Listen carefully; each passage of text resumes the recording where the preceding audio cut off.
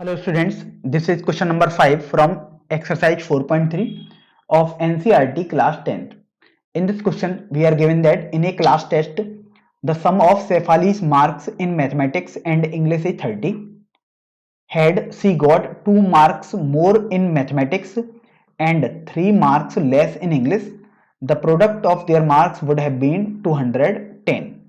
Find the marks in the two subjects. तो देखिए सबसे पहले तो आपको बोला गया कि जो सम है मैथमेटिक्स और इंग्लिश में मार्क्स का वो 30 है। तो सबसे पहले हम एज्यूम कर लेते हैं let marks in maths equal to x and marks in English equal to y. तो अब ये देखूं आपके पास अकॉर्डिंग टू क्वेश्चन पहली क्वेश्चन हो जाएगी x plus y equal to 30 means sum of marks in both the subjects equal to 30। अब देखो according to question second equation we get from this statement that 2 marks more in mathematics means marks in mathematics will be x plus 2 and 3 marks less in English means marks in English should be y minus 3. So product should be 210 means multiply of these two will be 210. This is equation number 2. अब यहां से देखो from equation 1 and 2 आप किसी भी एक equation से किसी एक वेरिएबल की वैल्यू निकालकर दूसरे इक्वेशन में रख दीजिएगा। तो सबसे आसान आपके पास रहेगा कि आप y या x की वैल्यू 1 से निकाल लो इक्वेशन से।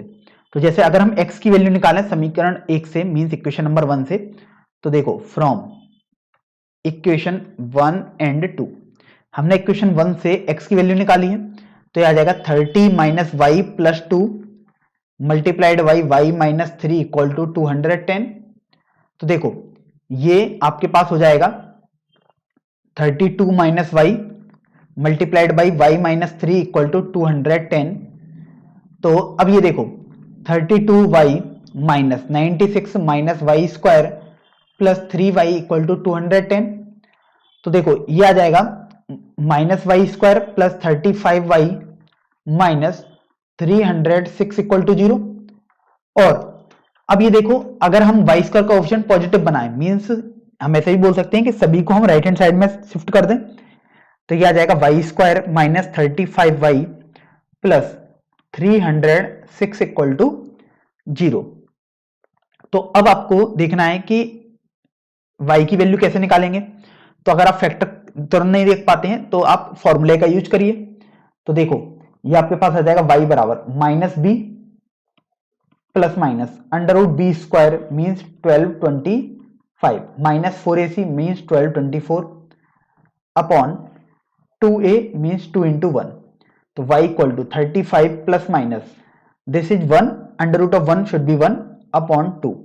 तो अब देखो आपके पास प्लस माइनस करके आया मीन्स एक बार आप पॉजिटिव साइन ले लो तो y equal to 35 plus 1 upon 2 और एक बार नेगेटिव साइन लेंगे तो 35 माइनस 1 अपॉन 2 आ जाएगा।